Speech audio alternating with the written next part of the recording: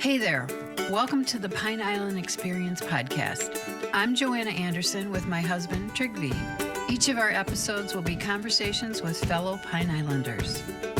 The goal of our podcast is to share with you our experiences, what we have found to be fun, and what makes the Pine Island experience so unique.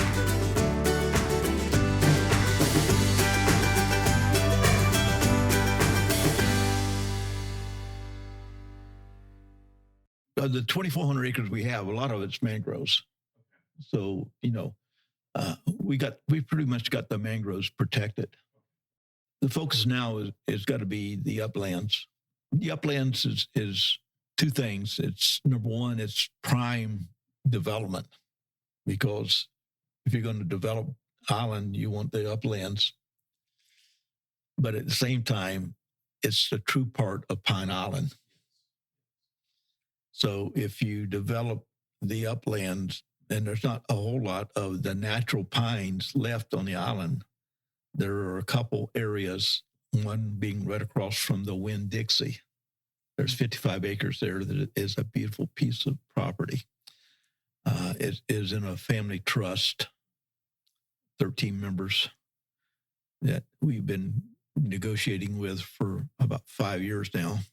It would be a very expensive piece of property because the value of it right now would probably be close to $2 million.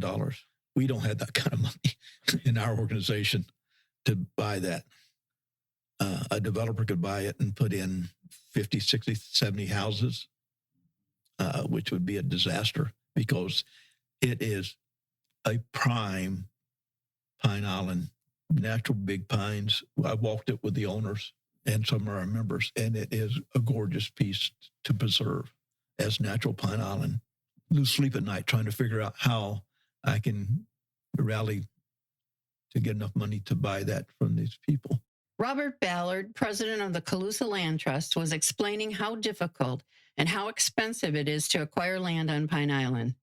In keeping with the Calusa Land Trust mission, the purpose of the CLT is to protect the natural diversity and beauty of Pine Island region by acquiring, managing, and preserving in perpetuity. Robert says the focus should be on preserving the uplands, the true part of Pine Island with natural big pines, but these areas are prime development. This is one of the challenges Mr. Ballard is trying to solve. And now, here's Robert. Well, thank you, Robert. Well, I'm so excited you're here. I know we met a couple of years ago, I think it was. It's nice seeing you again. And thank you so much for coming. And Thanks for the invitation. Good. I'm so glad you accepted. And we're gonna talk about the Calusa Land Trust at length, but we want to talk about you first. Okay. Well, let's not make it too much about me, but it's more about land trusted than me. But yes, I'll give you a little background. Yeah, give us a little background. It's fascinating. Okay. Well, I'm a third-generation Pine Islander. My mother was born on Cape Costa in 1929. My grandfather came down from northern Florida, settled on Cape Costa in the 20s. Actually, his father and uncle bought land on Cape Costa in 1888, center part of the island. They came over to Bokeelia in 1942, so my mother could go to high school, and been on the island since then. And I was born in 1946, and I was not born in Bokeelia. My mother and father were living on the dock in front of Captain Conn's at the time, but she went into Fort Myers to have me, so I was actually born in Fort Myers. But wow. After she delivered me, she came back to the island. And so I spent my first seven years on Bokeelia. And then my dad took a job on a ranch where the Publix is on Burnstore Road. And we moved to the ranch in 1953. And I lived on the ranch until 1962 when the ranch was sold to Cape Coral. And that time we moved back to the house in Bokeelia. And I lived there until I graduated from high school and started my working career and moved away. But then you came back. And then I came back.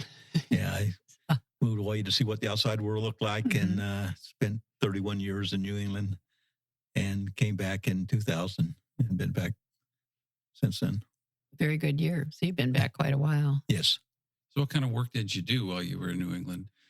I started out as a draftsman, and from the draftsman, I worked in tech writing. I became a tech writer and wrote technical manuals.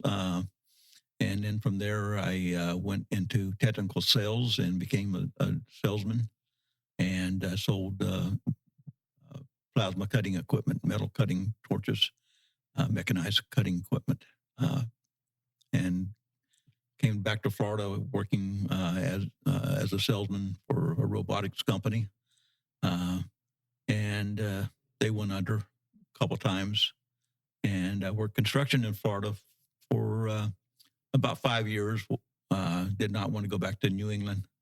And after 5 years, I had an opportunity to go back to work for the company in New Hampshire, but I stayed in Florida and as a salesman, and worked 5 years for them until I retired.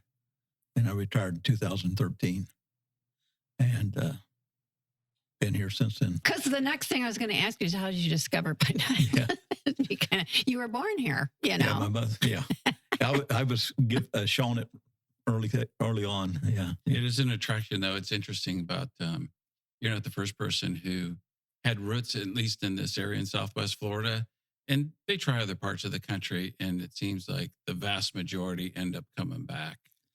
Yeah, that was one of the things that lured me to go outside and see what the outside world looked like. I wanted to see why people came to Florida, what they were leaving, what the outside world looked like, and I did, and it was an eye opener.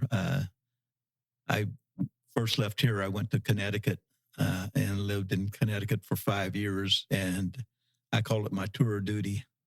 I lived right outside of New York City, and Oh, wow. it was We'll kill you to the New York City suburbs. yes, it was an eye opener. Wow. The rat race was live and well, and after I got married, we on our way back to Florida, we went to New Hampshire. My wife's family had a place up in New Hampshire. We went up there for the summer before we came back to Florida. And when it came back time to come back to Florida, she did not want to come to Florida. So I said, if I can find a job, we'll stay. And turned out I found a job, and we wound up staying for 27 years. Wow. So to the Calusa Land Trust. So how did that originally get formed or become organized? Okay. The Calusa Land Trust started out as the Calusa Land Association, Calusa Island Association, I think it was called. It was a group that residents on Calusa Island, which is an island off of Bokeelia. And they wanted to kind of preserve the island itself, and they formed the Calusa Island Association early on to kind of protect that. And over the years, they decided they needed to do a little bit more than just the island, and they were trying to figure out how they could do more than just protect the island. And they couldn't find a vehicle to do that. And eventually they got tied up with this other fella who decided that they needed to broaden the scope, and they created the Calusa Land Trust Incorporated, Pine Island Incorporated. And that was in 1989, I think, when it was created. Now, the Calusa Island Association was created in 1976. That was the initial group. And in 1989, it became the Calusa Land Trust of Pine Island Incorporated. And it is what it is today. And then how does a trust, so I have read something about, protecting the lands and the history and I think, how does a trust accomplish that I don't understand trust, I guess. Okay, well, the trust basically is an organization that's set up to, and it is a nonprofit organization that's set up to take land, either buy it or be given land to take care of to steward and manage for the protection of the land, to keep it natural as you can and manage it as such for the use of the citizens, and basically protect it from growth or over being developed. Most of the land trusts in the United States are paid organizations. We are one of the few that are all volunteers, Wow. no paid staff. Mm-hmm. Most of the big organizations, and I visited some of them, have 10 to 12 paid staff, and we are all non-paid staff here on the island.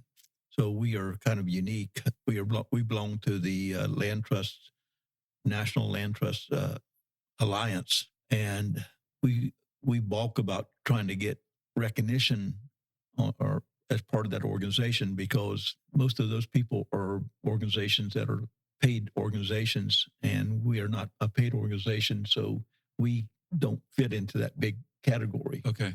So it's a big membership fee and stuff to get in that group, and so we can't get the official title of that group because of that. But we do what we can here to protect the island, and we have 2,400 acres right now Yeah, it's huge. under our jurisdiction. You've had a lot of endowments. We don't have much endowments as such. That's something we're working on to try to get endowments. Okay. We've been donated a lot of property, but as far as endowments, we don't have endowments as much. That's something we're looking at potentially developing that process. Mm-hmm. Yeah. So I know a lot of times when people choose to donate, one of the concerns is, what's the organization's overhead? There's websites that can tell you. But with being an all volunteer organization, then 100% of donations then go into that preservation process, since there's no paid staff. Is that That's correct. Okay. That's correct.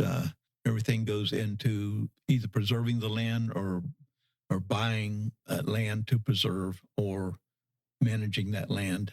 Yes. So the managing then would be things like the cleanups, the rebuilding, et cetera. That all. That's it. If we have to hire a contractor to come in and to say it's a big exotic growth, and we have to bring a contractor in to remove the exotic plants, then that comes out of that. If we decided that we need to open, we inherit or buy a piece of property that we can put trails in, like Wygert Barren, we can hire a contractor to come in and cut trails. Okay. Volunteers, we're all up in our age, so to speak. We're not young people anymore. And volunteers, we're limited to what we can do. We have what we call work fun parties once a month for 3 hours on a Saturday. We get a lot done on that. But again, most of us are above 60 years old, and some of us are pushing 80. And there's a limit to what we can do, but we get a lot done in 3 hours. Well, you do, and the fun party is included. I have to say, yeah, the fun part is included. At the end of the time, we have usually have pizza or something come in, and it's a social hour where we can talk and get together. Yeah, but I have to tell you, everybody's packing a chainsaw. It's incredible. Yeah. Those work parties. Yes. I mean, and the work that gets done. Yes. Is incredible. Yes, it's amazing how much work we can get done in 3 hours. But again, some of it's just beyond our scope. There's some big trees and right now, after this hurricane last year, there was like the Taylor Whittle Lake Preserve for particular instance. Those trails, we had contractor come in and cut those trails with a grinding machine.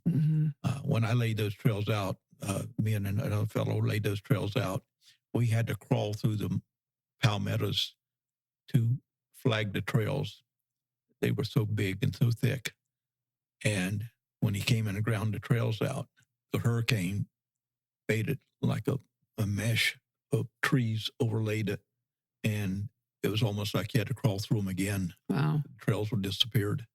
So we were going to hire the contractor to come back in because he knew the thing to just grind a path back through again. Unfortunately, his machine was down. And the parts were like 6 months to get the parts. And it went on and on and on. And he had one failure after another failure trying to get his machine running. We wound up having a work party, and people with chainsaws, we opened up the trail. Wow. I mean, it wasn't perfect, but we opened up the trail in a 3-hour period. And raising trees too over here. Yeah. There are people, they show up in pickup trucks, Right. and everybody gets together, props the tree up, Yes, puts it. I mean, it's amazing. it is. It is. All volunteers too. All volunteers. Yep. All volunteers. Yes. Now, how did you become aware of the Calusa Land Trust and begin your participation? When we first came back down here in 2000 and started coming back out to Allen, more often to visit my mother. She lived in Bokeelia, and I'd come out. And we became aware of this organization called the Calusa Land Trust, and we said, well, we should probably support it. So my wife and I started supporting it financially. We joined it as just a financial supporter. And after about 3 or 4 years, we said, well, maybe we should go to this annual meeting they have or something. And so we started going to the annual meeting. And then at one of the annual meetings, about 2008, I guess it was, or 2009, we were at the annual meeting, and Judy Ott, who was on the board, but also working for the Charlotte Harbor National Estuary Program, said that the National Estuary Program was looking for Citizens Advisory Committee members from the public. And if anybody was interested, please join. So I thought, well, let me look into this group. So I checked it out, and it was a group that was concerned about the estuary of Charlotte Harbor and surrounding people. And I said, well, that's something I could probably do. I was interested in saving Charlotte Harbor. So I said, well, I talked to Judy about it, and I said, well, I wouldn't mind doing this as a representative for the Calusa Land Trust, as their representative to this board. So I joined, and so I was nominated to be on the CHNEP as an citizen advisory board member from Calusa Land Trust. And I got involved with the board at that point as a representative of the Calusa Land Trust to the board. So I did that for about 5 years, 6 years. And then the acting director of that retired, and they brought in a new director of the CHNEP and they also moved into Punta Gorda municipal offices. And it appeared that Punta Gorda government was taking over, pretty much going to run the organization. Oh, It appeared to me that's the way it was running. Things started changing. The acting director retired, and a new director came in, and the Citizen Advisory Committee was told to pretty much shut up. In other words, we were not an advocacy group anymore. We were there to listen and advise. We could not advocate for anything anymore, because we were advocating to send letters to the state about environmental issues, and we were told to shut up and not stir the pot. And I says, I can't do this. This is not. And so basically, there's 3 parts to the CHNEP. There's the policy committee, which are all the government officials, all the county commissioners and stuff. They're a part of that. They're the ones that run the show. There's the technical people, where all the scientists gather all the data. And then there's the advisory committee, who look at that stuff and are asked to rubber stamp what goes on. And so we were told, basically our job is to rubber stamp whatever they say. And I can't do that. Yep. So I stepped down from that. At that point, they were looking for people on the board, Calusa Land Trust, and I was asked to run become a member of the board, and I did that. And then I was asked to become vice president, which I ran for vice president, or was nominated for vice president, became vice president. shortly on the term of vice president, the president resigned and I became president. And I've been president since then. Wow. It's been about 5 or 6 years now. Wow. So what's the structure of the board, and are there advisory committees similar, or is it pretty much the board and the volunteers, or how's that all set up? Well, we have pretty much the board of directors, which are 13 people. Okay. We have members from 11 to 15, I think is our limit to what we have, but we have around 13 people right now.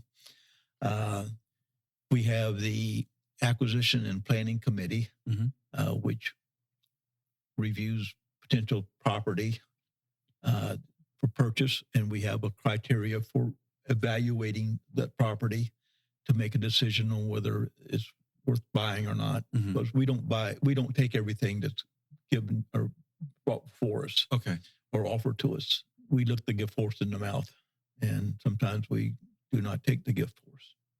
If it doesn't fit our criteria, we don't take it. We also do planning on our preserves.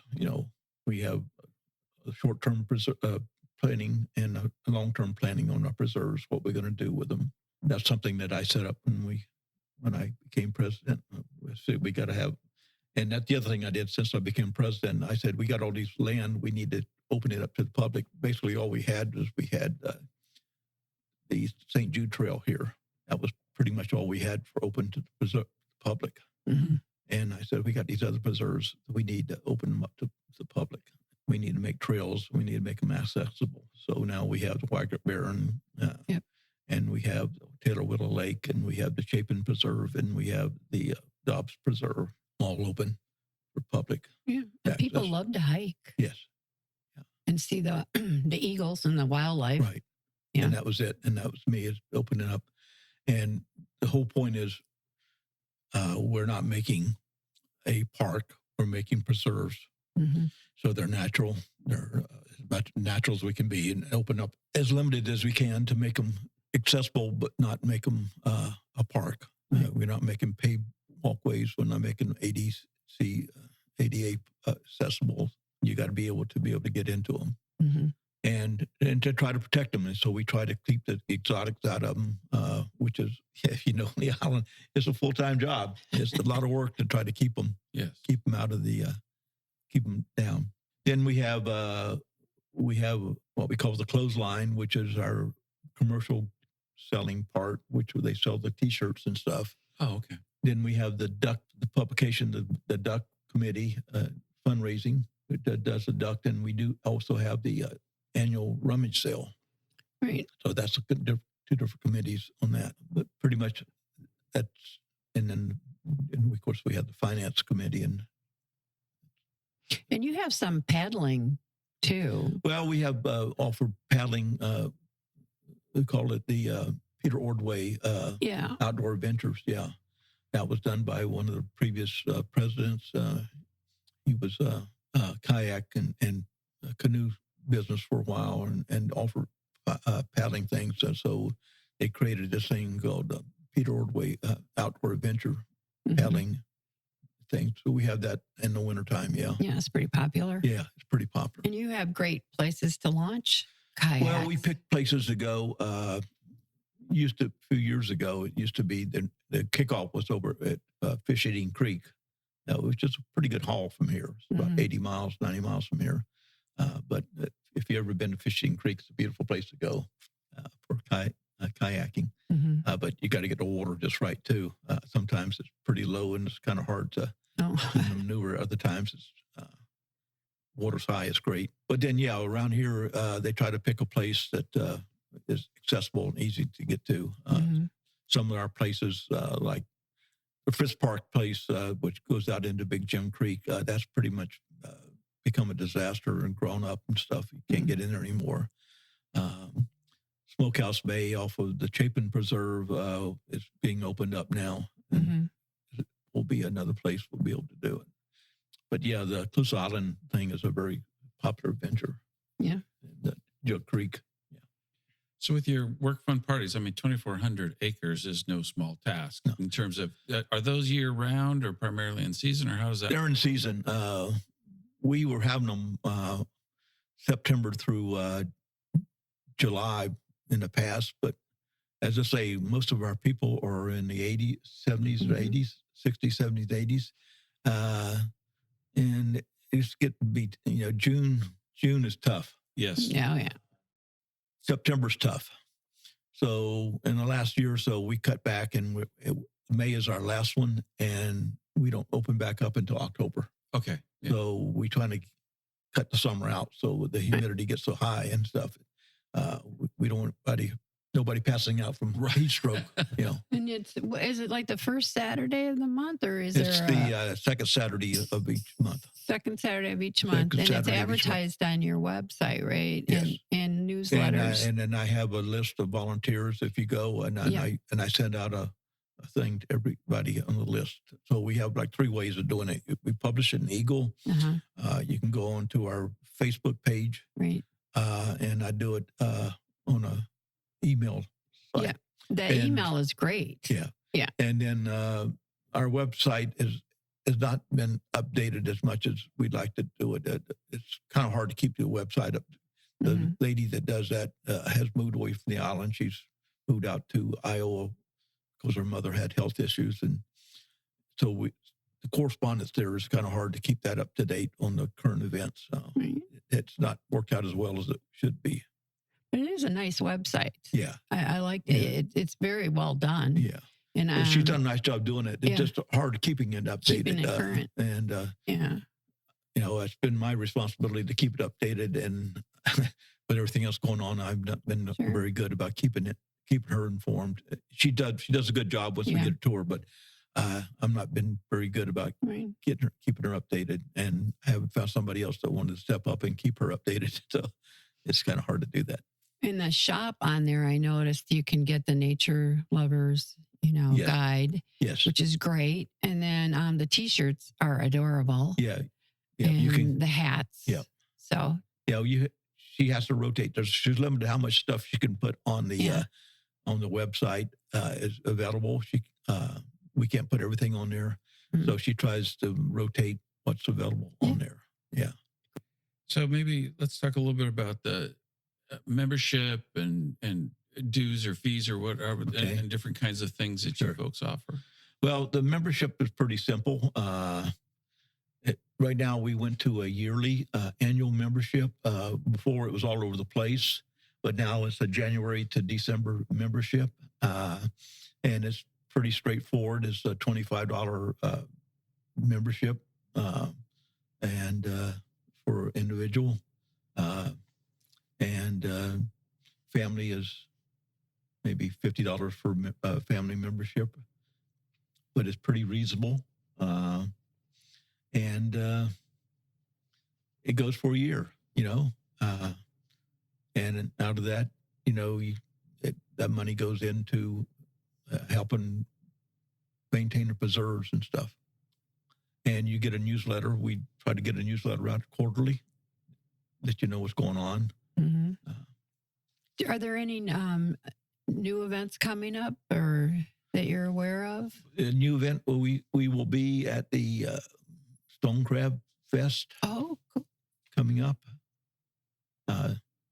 We try to be at some of the local fests with our booth, and then coming up in January will be our annual meeting. This will be my last year as president. Last year was supposed to be my last year, but I don't know how that part works. The hurricane, I said I would stay on one more year because of the hurricane. I tried to get things squared away, but I said this year will be my last year. And you'll have the annual rummage sale in January again? I'm not sure on that yet, because last year we had a combination. We joined the rummage sale with the duck race. There's some talk about doing that. I'm not sure what they're the final decision on that is, whether they'll have it at the duck race or separate. I'm not sure. Do you think it'll be I know it was a raffle last year because of the hurricane, right? It was a raffle last year. Unless something changes, it will be a duck race at the new Marker 5 or whatever it was called, which is the old Ragged S. Oh, okay. That's where we'll be at. Marker 5. And that's usually around It's the March. It's the first Saturday in March. And so that'll be the 3rd then. Yeah. Okay. Those are fun. Yeah. A lot of fun. A lot of fun. Yeah. Yeah. People look forward to that. And people, they ask for it. People that clamor for that, they really ask when it's going to be. Mm-hmm. Yeah. That's our big, although we did very well last year with the, I was surprised at how well we did with the raffle last year. I was really surprised. I didn't think we would do it. It was a big success over at Fines Wine, right? At the Fines Wine. Yeah. We did very well. Mm-hmm. I didn't think we would do as well as we did, but we did about $34,000 Wow. for that combination. And in addition to your fundraising events, a little bit about the donation process and how that works. Yeah, the donation process, you can donate anytime, and we get a lot of donations throughout the year. And it's easy, you can go to our website, and it's easy to do that with a credit card. And when you do it with the credit card online, it goes directly into our bank account. Oh, Wow. excellent. You can do your membership online, and it goes directly to the bank account. Mm-hmm. So it's easy to do it. It's easy to renew your membership online. Mm-hmm. It's easy. You can even buy your duck tickets online Oh, on the website. okay. I didn't know that. yes. That's new because we usually buy them from people Yeah. we know. Okay. But you can do it online if you don't want to purchase from one of the people. Mm-hmm. So it's easy to do it. We've invested a couple years ago into this database program called Donor Perfect, which helps us manage our whole database for our clientele, our membership, which was really bad Mm. the way we had it run with old database, and people had different databases. This really helps us track everything. Excellent. And it also helps us do this payment thing Mhm. online, Nice. and it really works nice. Very well done. Very well You said done. it was Donor Perfect? Donor Perfect is the Well, name that's a of the great program. name. Yeah. We lets us do a lot of things and lets us know. And one of the things we did, we had over 3,000 names, almost 3,000 names in our database early on as far as members go. These members were not contributing anything. They were just dead people. Oh, no. And Aw. so since we switched over, one of the things we did was reach out to these people to see who were really active, who wasn't. And so we whittled that down. And reality is we have about 300 and some active members. Okay. And so that was one of the things that this database helped us do, was get a hold of really how many real people we have Mhm. versus all these cost of mailing all these 3,000 people that were not even there, Yeah. newsletters and stuff like that. We cut our expenses back really Well, that was smart. drastically. Yeah. So I know with some of the cleanup that you've talked about and with your pending stepping down, but any future plans that you can share, or is the focus just like on getting things back reopened and so forth? And Yeah, well, the biggest project we still have some real big repair to do at the St. Jude Trail, the boardwalk at the end of the trail, Mhm. and the dock at the end needs to be repaired. The hurricane took and moved part of that across the bay, uplifted the dock. The dock is completely gone. Some of the boardwalk was lifted up into the trees. Yep. That needs to be reset. We just got a proposal to do that. It's a very expensive proposal.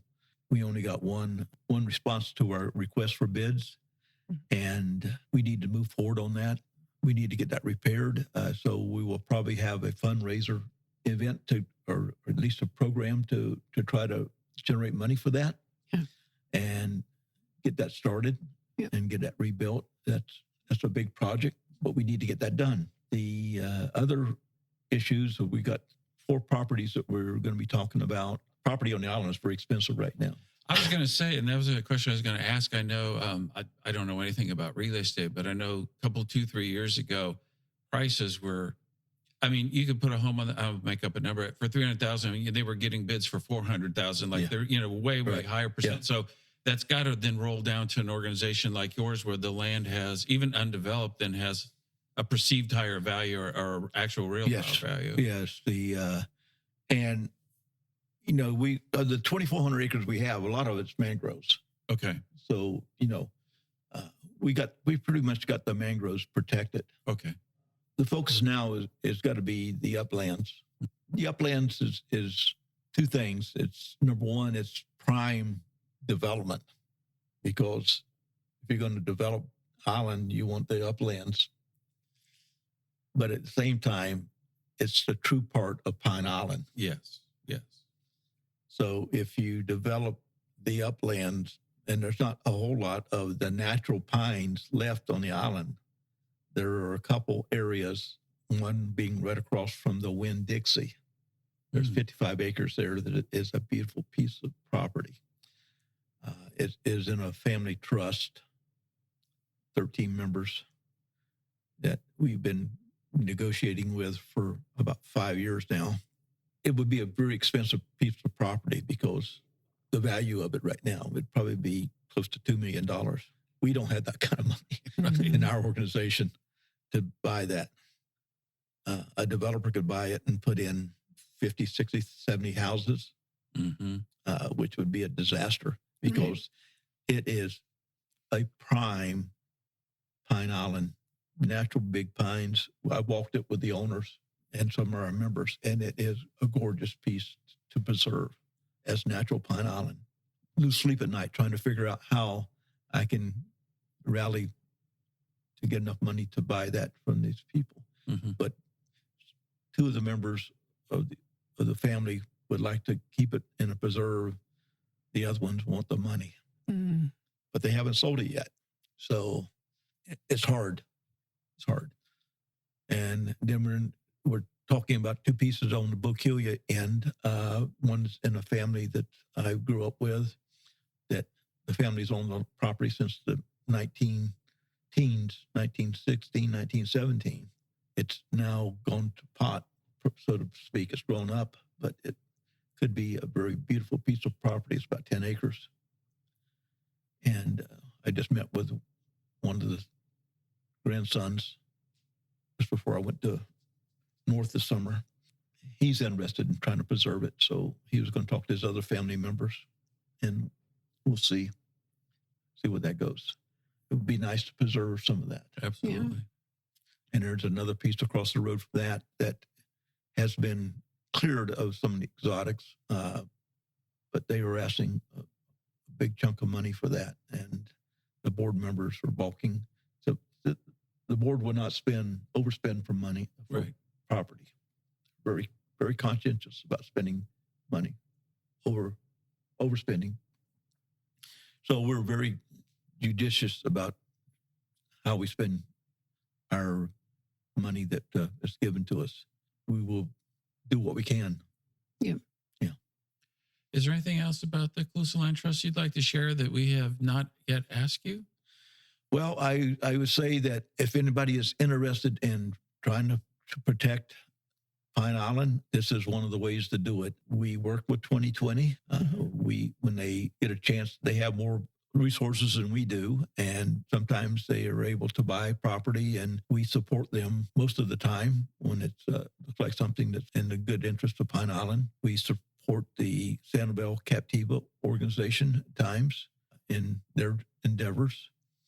Sometimes we turn them over to them, like the islands off of Gold Island that were just bought. We recommended that they look into that because it was way over our price tag, and they bought it. We also work with the conservation group out of Southwest Florida, which owns the property across from Flamingo Bay.